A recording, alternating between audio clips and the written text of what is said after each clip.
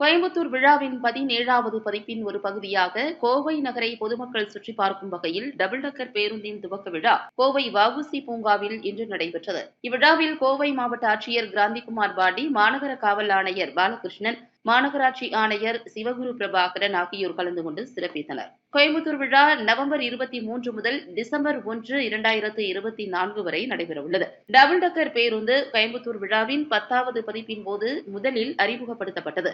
இந்த பேருந்து பயணம் தற்போது கோயம்புத்தூர் விழாவின் சின்னமாக மாறியுள்ளது. மொத்தம் 2 டபுள் டக்கர் பேருந்துகள் இந்த ஆண்டு அறிமுகப்படுத்தப்பட்டுள்ளது. ஒவ்வொரு பேருந்திலும் 36 இருக்கை வசதிகள் உள்ளன.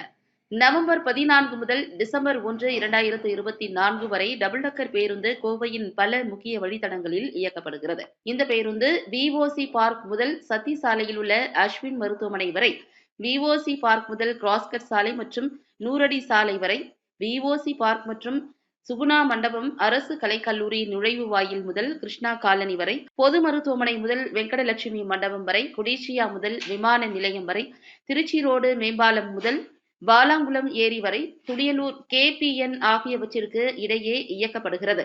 வழித்தடம் மற்றும் நேரங்கள் பற்றிய கூடுதல் விவரங்கள் பிரத்யேக மொபைல் செயலி மூலம் தெரிந்து கொண்டு முன்பதிவு செய்யலாம் என்றும் அறிவிக்கப்பட்டுள்ளது. மேலும் இந்த பேருந்தில் பயணம் செய்ய எந்த கட்டணமும் வசூலிக்கப்படுவதில்லை என்றும் அறிவிக்கப்பட்டுள்ளது.